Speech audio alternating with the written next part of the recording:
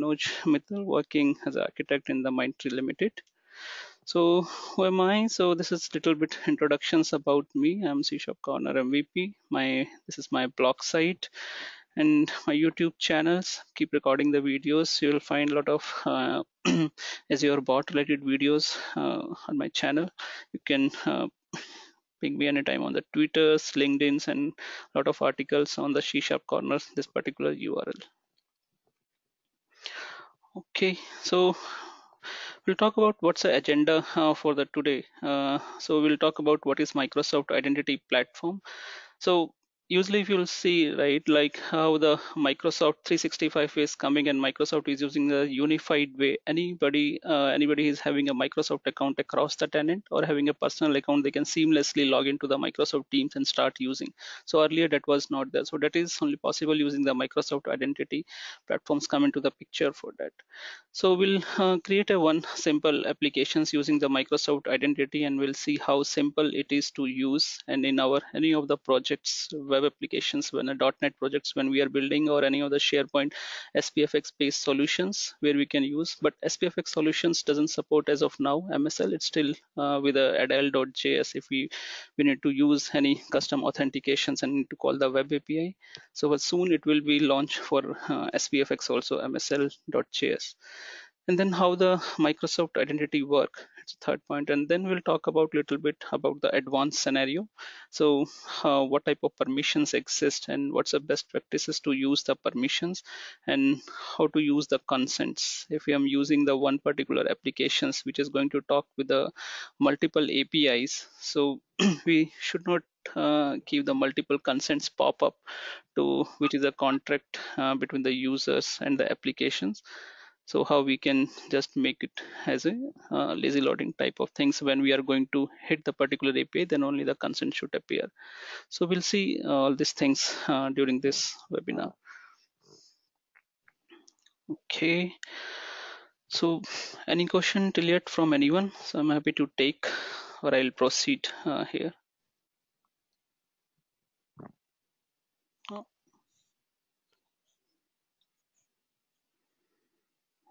okay, so that's fine.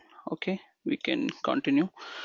So we'll talk what is Microsoft Identity and why it's came to pictures. Okay, first of all.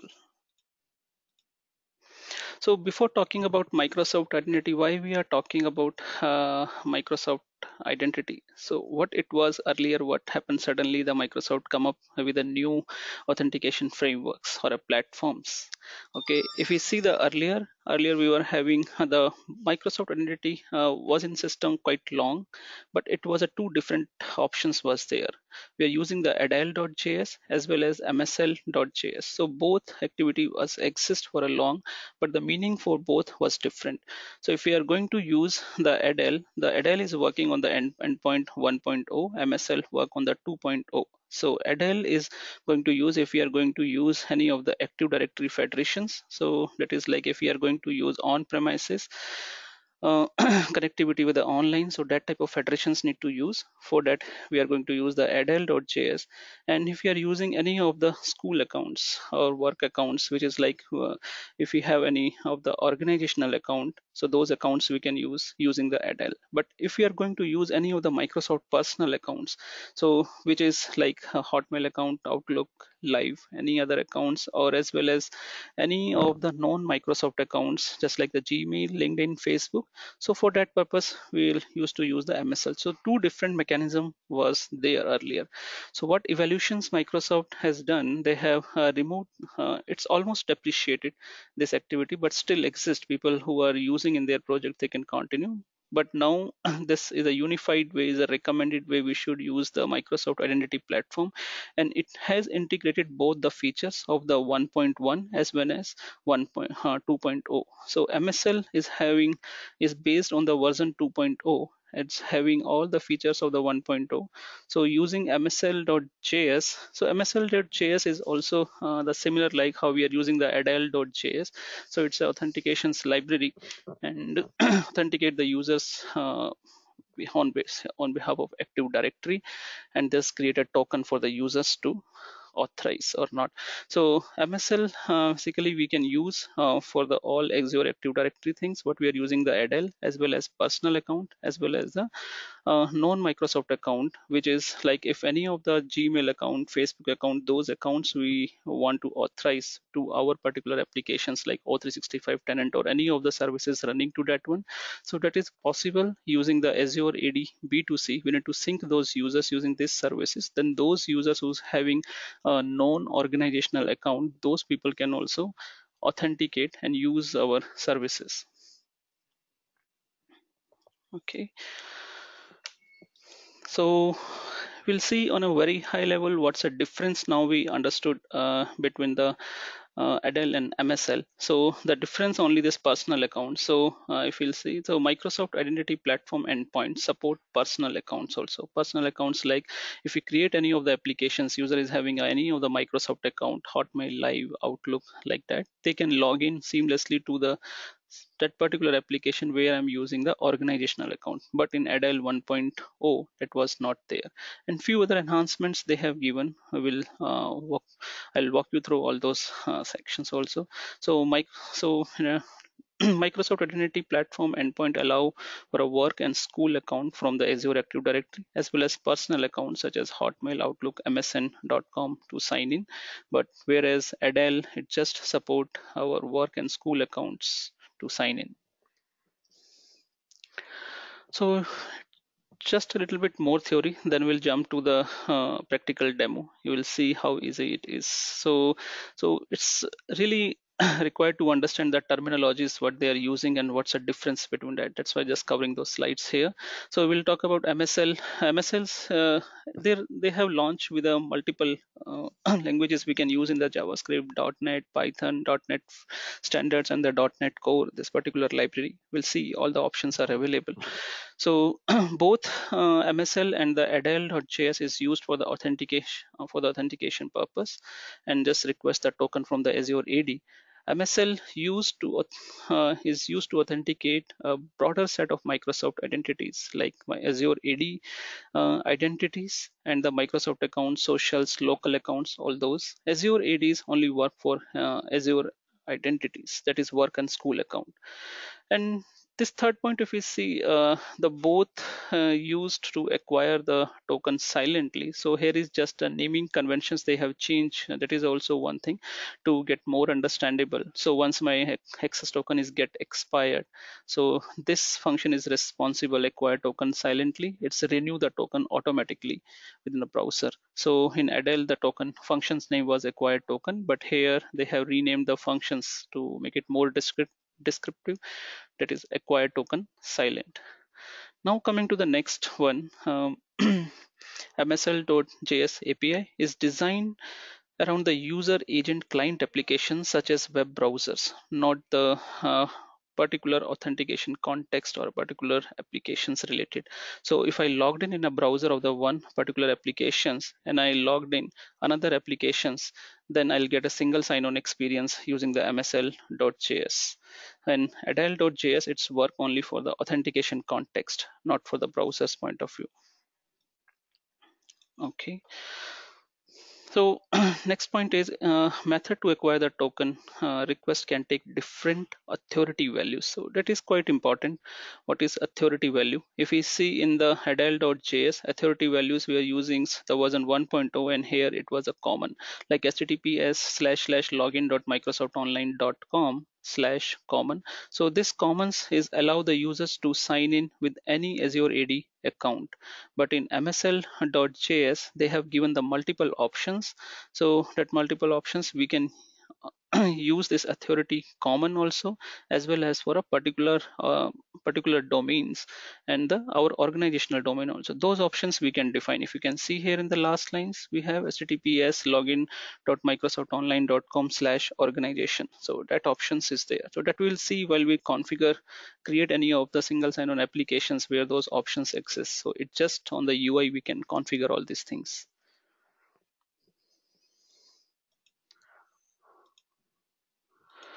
Okay, so We'll build an organizational applications, one simple applications with a one sign-in experience, and we'll see how it's work, and we'll access the graph APIs in that particular applications. And basically it's evaluations that you will see how simple it is. So let's start and create one simple application. Let me log into my VM. Hope my this screen is also available. I log into portal.azure.com. So can anyone just put in the chat window so I can confirm, yeah, this screen is visible. I'm on the portal.azure.com.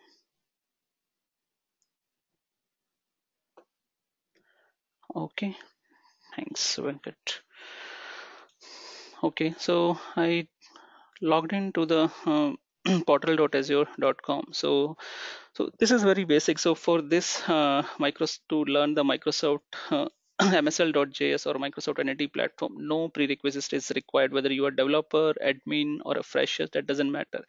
So just sit calmly and just see how simple it is, and we can build a single sign-on applications within a 5 minute or 10 minutes like that. So we'll go to the Azure Active Directory.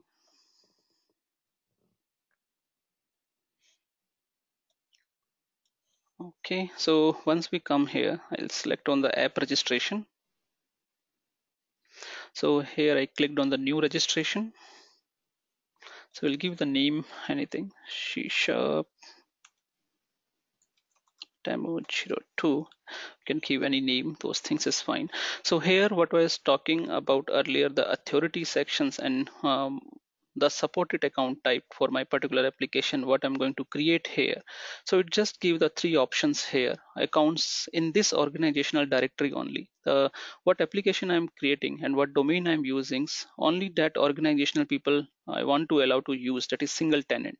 If I want like multiple tenant people can access my applications who is having the that multi-tenancy concept in any of the organizations, so those other tenant people can also use. So if I allow multi-tenant, I'll select this option. Third option says if I use multi-tenant as well as personal account, like same application I can access with my organizational account as well as my personal account like Skype, checks, and then Hotmail, live.com, all those things. So I'll select this one.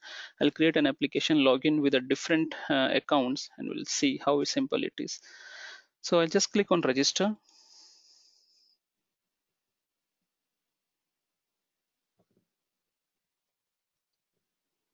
So in the meantime, if anybody have any questions, I'm happy to take those questions. So once you see now, this entire portal itself is coming into the portal.azure.com. We can do all these configurations. We can do the branding, authentication, certificates. We can upload APIs. We can restrict and define here what type of permissions need to give, who is the permissions models we can define. And it's come up like, so it's itself, it says you can build an application within a 5 minutes. And these are the platforms which we can use: JavaScript, .NET Standard, .NET Core, Python, Java, Windows. We can create for all these things, and it's keep increasing. So the last 2 months before, if you see, it was not that much. Python was also not there. So they are keep increasing those activity. In future might be we'll find some more platforms it support. So I'll just select the JavaScript. So once I select the JavaScript, it's give me the entire project is ready for me. So no need to write single line of code. If you see, sign in users and get an access token in the JavaScript single page applications. So it's everything they have given to us. So I'll just walk you through what it's saying. So once what the applications they have created, we need to do the changes for that. I'll just click update. So just granting implicit grant for the particular applications. And then after that they are saying we can download the Visual Studio or Visual Studio code here, and project also we can download. If I'll just click it here, so it will download the entire project for me. So once we download the project, what changes we need to do in the particular project files. So they are saying configurations your JavaScript app. So this is a one variables what they create MSL config, and there they have given the client IDs, authorities. As of now they have given the common, because we are going to use, I'm going to log in with my organizational as well as my personal account. So it's better to use common, it's allowed to both. And what's my redirect URLs which we'll use, and going to store my this tokens into the local storage in the cache locations. So that's it, just do these changes and the npm install and node server.js. So let me open this one. So I have already downloaded, so it will come like that. I have already downloaded these sections as is. So this is the same version. So once you unzip, you will get all these files as is here. So only npm module was not there. So let me open in the Visual Studio code dot. So it will invoke the Visual Studio Code. So you can see here only the important file for us, the index.html. So in index.html files, if you see here, we are using the MSAL.js file. So this file is responsible for the single sign-on or a unified authentication purpose. Instead of adile.js, we are using the MSAL.js. The code is coming as an inbuilt code structure here. And body structures also we'll see here is entire body structure is there. So what is in the body structure currently, just they have a one button. On that button click we are calling the authentication functions, or if it's somebody has already authenticated or user has already authenticated within a browser, it will just do the single sign on, no need, it will not prompt for credentials. So what I did already here, I just changed this function, it just comes with a dummy parameter here. So it's the same parameters what I used here, we can just copy paste this entire sections and replace it. So that's it. So rest of the things I didn't change, but I will just walk you through what it is basically to understand this thing. So they have used the one the graph point. So for the particular user who has logged in, to fetch the detail of the particular users and what type of object and the scope we need to define. So it's like a user dot read about that particular users, we are reading the informations here. And then coming for the sign in options, so sign in options, it's again comes with a what we need to do once we click on the sign in. Should I use the login pop-up, or in some organizations like we don't have a pop-up, it's allowed on the browser, so they can use the login to redirect. It's one of the same thing here, it work seamlessly there. Again we have a sign out window, and this functions, if you see, this functions is going call into the sign in function itself, which is acquire the token and get the data from the ms graph. So what is doing, it's acquiring silently acquire the token of the particular object. What object is here, we have defined our scope, what type of in the graph API we are giving the access. We are just saying, okay, this particular request can only read the data about the users. So those things is there. Okay, so let me do and this is a simple like http call is there when we are using and we need to call the particular graph API. Just we are using passing the particular access token what is generated here in the header sections. So basically it's a safe, it's not going via the request or in the URL sections. Okay, so let me quickly go to the view terminal, do the npm install.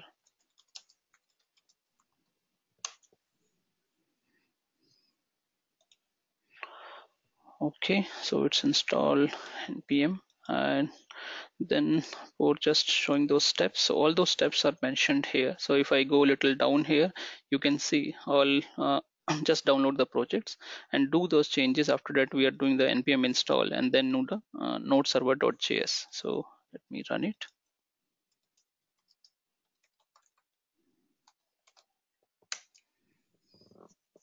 So once I start, it's going to listen on the port 30662.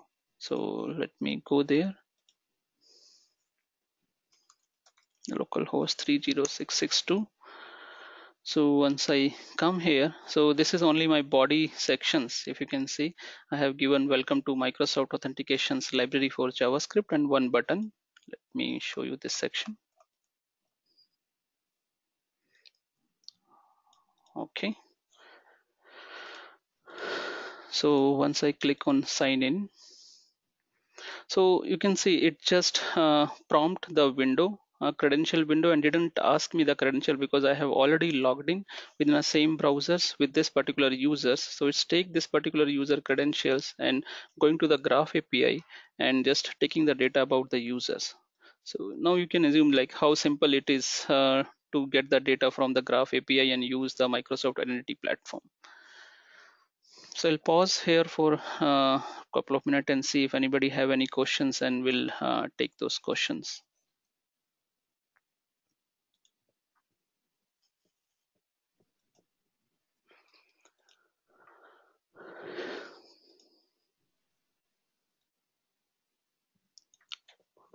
So anybody have any questions? So you can type in chat window. We'll take it those one.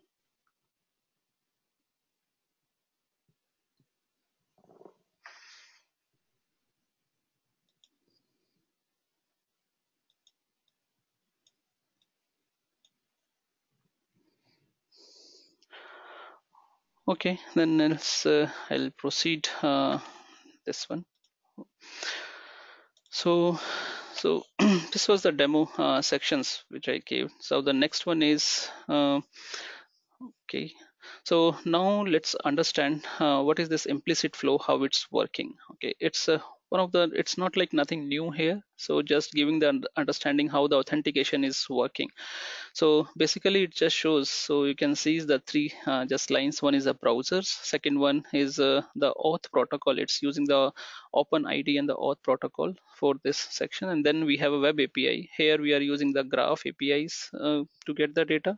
So once coming to the browsers, it's going once the users is just log into the particular application, is going to the authorized sections for their prompt window. It will prompt, user will add the username and passwords, and then auth is send it back to the browsers with a requested token. Once they will get the token, so here we'll get the token, and after that it send it back to the APIs. So what APIs we are going to hit and get the data. So once I get once this API is validate the request is coming from the proper users and authenticated users, it add the other resources to that one. So resources is like that particular token now is having the resources access also, that is it's having access to the graph also. Now it's going to return back to the screen with those token, which is called the access token. Now at this point of time we got the access token. Till here we are having the ID token. So access token is more secure and having the more informations. It's having the user credentials as well as the resources, what user is having access to what type of resources. So those activity, those data we got it here. So what happens, so once the data is available on the screens with the help of access token, so we have in Microsoft has defined because access token is quite we should keep it quite secure, otherwise it's anybody can steal. It's having all the information of the user as well as the resources. So it's keep expiring after certain time period, and it's automatically revalidate. So we saw the one sections acquire acquire token silently. So that function is responsible, which is going to revalidate entire token again and again silently without prompting anything on the screens. So basically feels the primary benefit of Microsoft Identity platforms. It allow to get the tokens from the Microsoft Identity. It's allow the app to sign in the users, maintain the sessions, get tokens from the other APIs. All those things will help. So before giving this one, okay, that's I was talking previously the what is ID tokens and the access token. So basically the ID token, it's nothing. Once the prompt comes, in the prompts when the user is adding the username and passwords, so it's going back, which is called a JSON web token, JWT. So that is our access, this is our ID token. It's just having a user credentials and user data. Once it's going request to the APIs, and API is going to add more data to the ID token, which is called access token. So it's become, which we use as a bearer token and passing from the web to the any of the API to authorize whether the request is coming from the authorized users and user is having access to the particular API or not. That's we are going to check in. Those information exist in access token and pass as a bearer token and check it at the applications level. Okay, so recap here. So it's quite easy and share a lot of stuff without any extra code. We see I didn't write any single line of code. Just using the portal.azure.com, I went and Azure Active Directory app. I just created in a simple steps that particular applications. And then I just downloaded, did the npm install and the node server.js, and my application start listening on the particular port when I browsed on the local host, and I was already logged in to the one particular applications. Then I use my local host is automatically took the particular user token which is already exist without prompting me credentials. So that is single sign on. And then when we are using the applications and which is going to expire a certain point of time, automatically it's going to acquire token silently, is revalidating and giving me the fresh token. So one more thing before going further, uh, let me go here and show you. So here I just created this application. So the same one, if my still is running, yes, it's running. So here I logged in with this my organizational account. As I was talking, the MSL support the personal account. So let me close and open the browser again and use my personal account. We'll see how it's behave. uh, yes, here incognito mode I'll use the Hotmail account. Basically I'll log into my Hotmail account, just showing the single sign-on thing.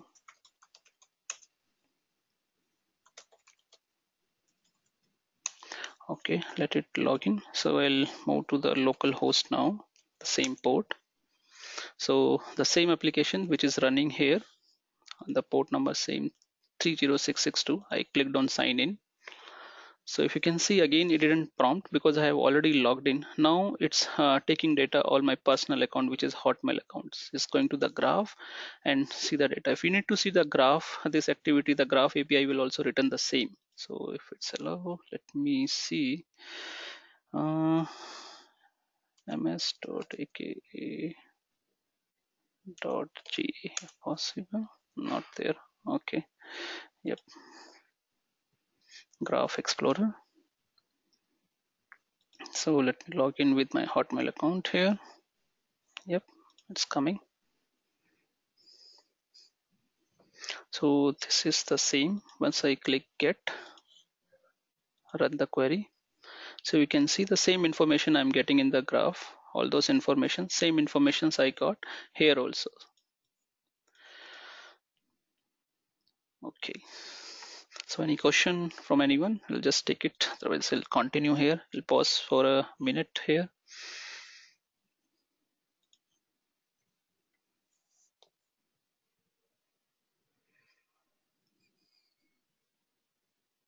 Okay, let's continue if no questions here. So advanced scenario. Is AD also the same? Can you elaborate more on that? Is AD also the same? So what do you mean by AD also the same? Are you talking about the personal account? You can unmute and speak also if you want to talk here.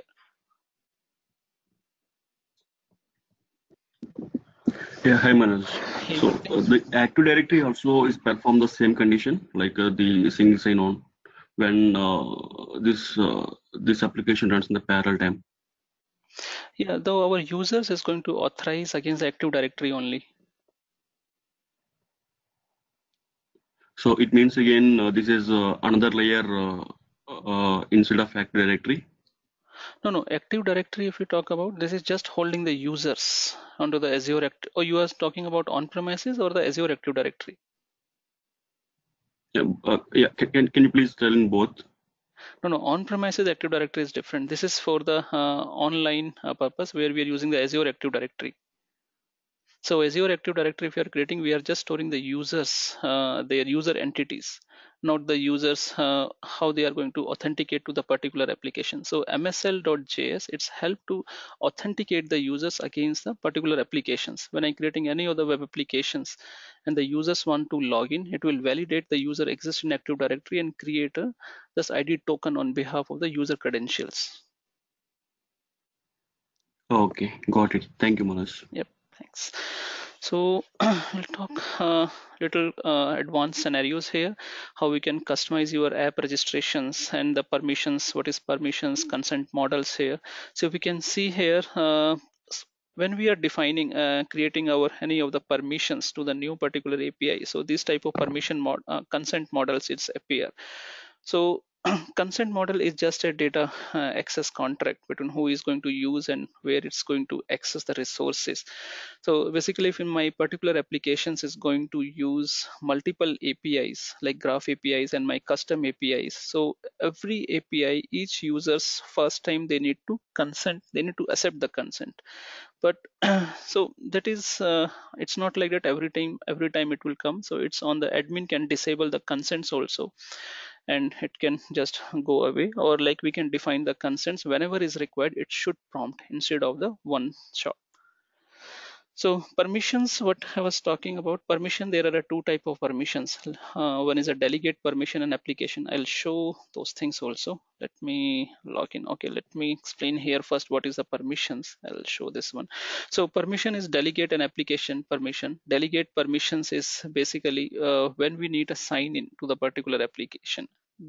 So these are the type of permissions what we are granting to any of the API which we are going to consume in our web applications or any of the other platform as a API which we are consuming. We can assign those permissions as a delegate to the particular API or applications. So application permission basically when it's anything which is running as a background job over the night, which doesn't need users need to enter credentials. That time we need to use application permissions. When the user is going to sign into the application, then we need to use the delegate permissions. So let me go back and show these things. It will be okay. So here, all this brandings activity also we can do. The name of our applications, any logo need to do, any homepage URLs we can set, term and condition, privacy, all the domains we can update here. So we'll come to the authentications. So authentications here we can define more on our what's implicit grant we did for the access token and ID tokens. We can define again here our redirect URLs. We can define where this application, who is going to use that application. It's a one more level of security. It's not like anybody can use my particular application. We can define this API is going to use for the particular application only. If you're using HTTPS, we need to upload any of the certificate. We can use these sections. Going to the API permission. So API permission, if I go here, add permission. So here is like if I select Microsoft Graph, so there are two type of permission exists. So it's exist for all the APIs. We can use delegate permissions and the application permission. And delegate basically wherever the sign in is required for the particular user who is going to use. Just now I created which is having a delegate permissions. If I'm going to use application permission, so it doesn't need sign in. It's just running in the background. So basically it's always designed whenever we are writing a job or a web job or any of the API which is consumed by the web job for that purpose. So but we should be careful, like not always define application permissions. So wherever is required sign in, we should use delegate, otherwise use application permission for the job purpose. So like this we can assign. So once we select the particular permission, it comes what type of access we need to give. So that is again like a best practice approach. We should not give everything blindly. So it will maybe malicious activity will happen if user get the more access. So we can define what type of access we need to give to the particular API. So just like the email, I just add it here. So here if we use the user.read, so we can define here.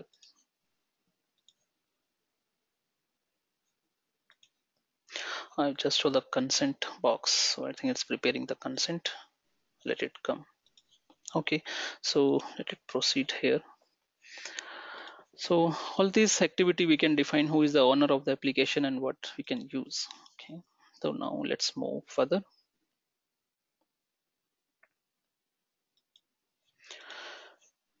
So we'll try, let me stop this section. We'll try some advanced scenario now. So advanced scenario means what the permissions.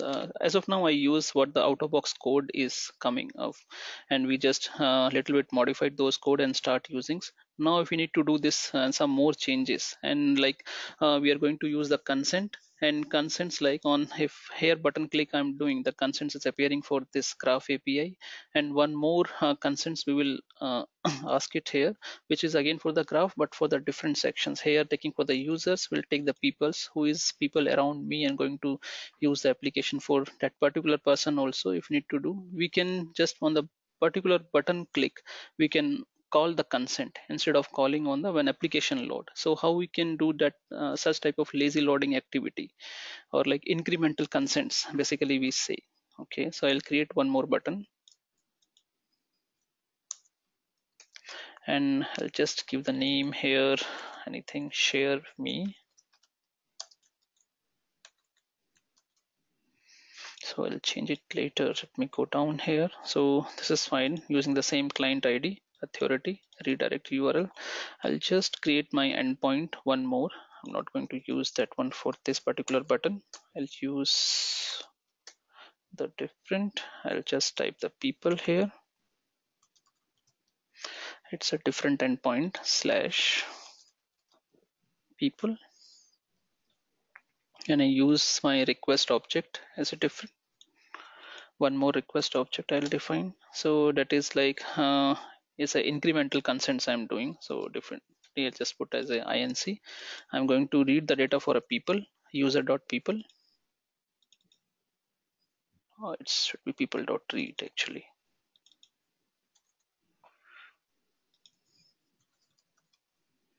Okay, so now going down, so once we use the sign in, it's going to prompt this particular message on click of sign in, or this methods we can just copy paste and do the changes and call same methods on our new button click.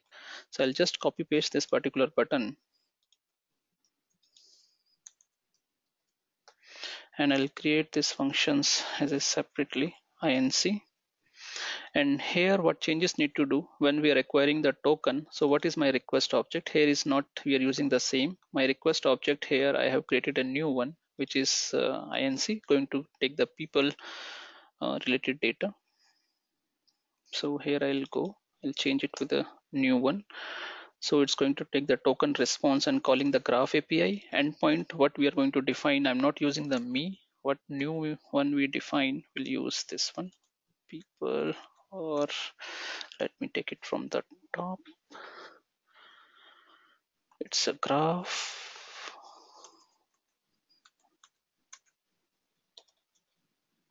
people endpoint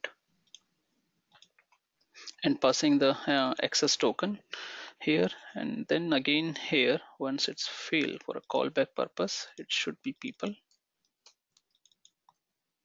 and then endpoint we need to change it. This request object, it should be our the same new scope of area.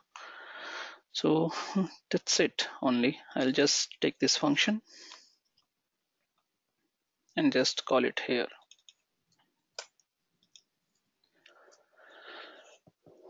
So I'll just click on save and view terminal. So if I use the node server.js,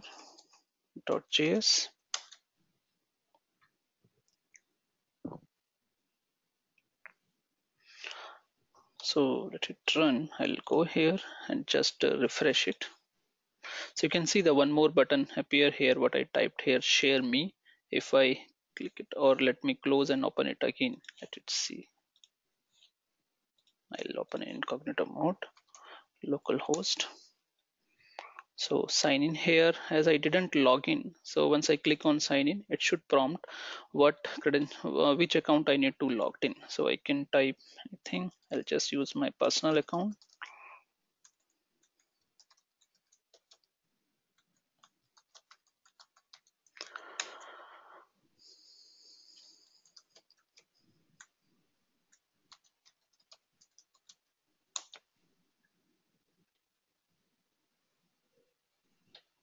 Okay, so it's taking that user. Once I click on share me. So if you see, so it's again, it didn't ask anything, and just taking the data for the people, the user who has logged in, this particular users, who is the people around that particular people. From the graph API, it's taking all the data of the users. So this, so as I'm talking with my friend the Jimmy, so it's showing all the data of the particular users. And implicit what is the consent model also I just skipped once I granting the access to the particular API. So we can skip the consents or we can allow the consents. Those also things we can do. So this is the advanced scenarios.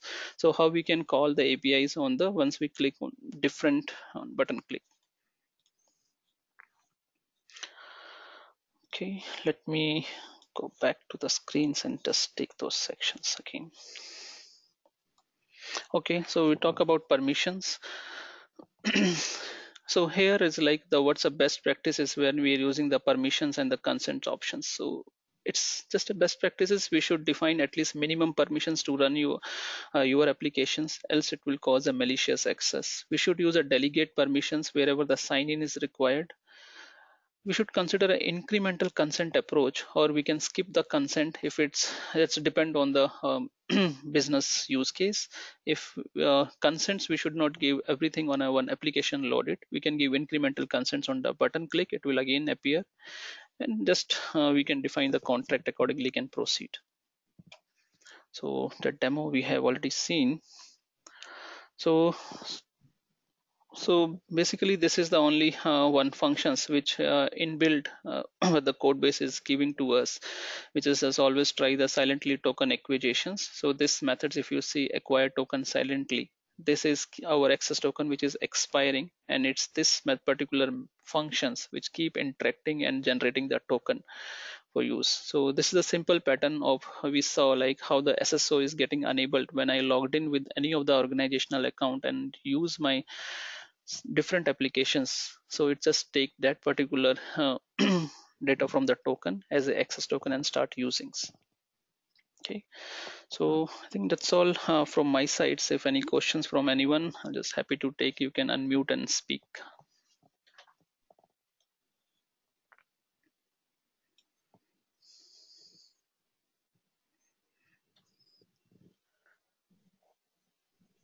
So anyone have any questions? Hi Manoj, on this side. Hey Arun. Manoj, sorry I missed the initial session, 10 to 15 minutes. So can you please tell me the brief main points for required for the sign-in authentication? Main points that is required, starting from the first step. Okay, so this is like what Microsoft. So this session was I was talking about how what is the Microsoft Identity Platform. So once we create any of the single like any of the web applications, so we are using any authentications platform. So we are used if our application is going to talk with a Azure Active Directory users. So there is a adel.js we are going to use. So that is responsible to Okay. authenticate the users against the Azure Active Directory using the adel.js.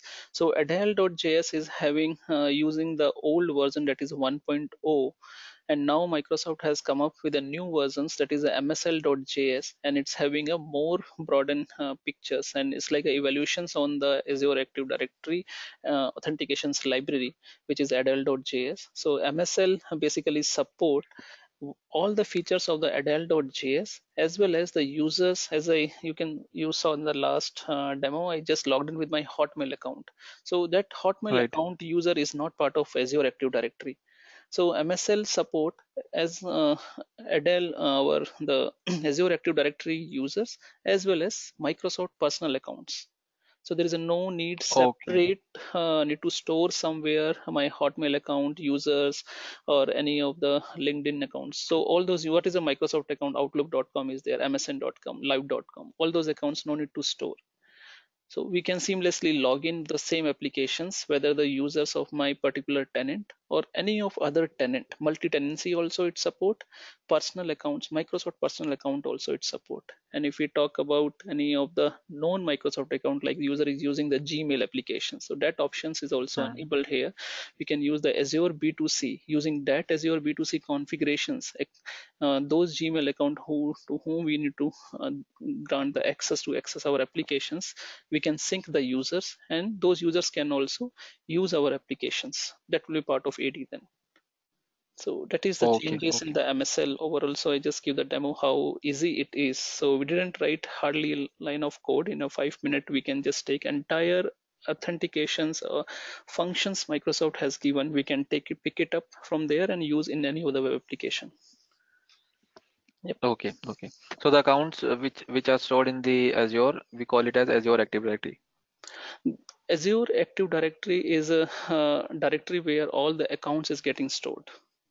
Yeah, yes. So like in our on-premises, if we'll see where we are storing, so if we're creating any of the applications, either we are storing the users into the SQL server and we are using form-based authentications. Yeah, or apart from that, like we can have some common directory, which is a Active Directory where all the users is stored, and we are using the Windows authentications. So once the user logged in, it's going to check from the Active Directory user is part of that one or not. Then accordingly, token is getting generated. Then Azure Active Directory, it's a part of cloud, not the on-premises. On the cloud, when we are syncing our on-premises Active Directory with the cloud, that is Azure Active Directory, we can sync also, or we can directly create a users into the Azure Active Directory. So those users can log in. Yep. Got it. Thank you. Yep. Okay, so I think we can wind up this session. So if any questions, you can just post me on the Twitters and the LinkedIn and my blog sites. I'll happy to reply on that one. Yep. Thanks everyone for joining the session. Thank you. Yeah. Thank you. Thank you Thanks, so much. Manoj.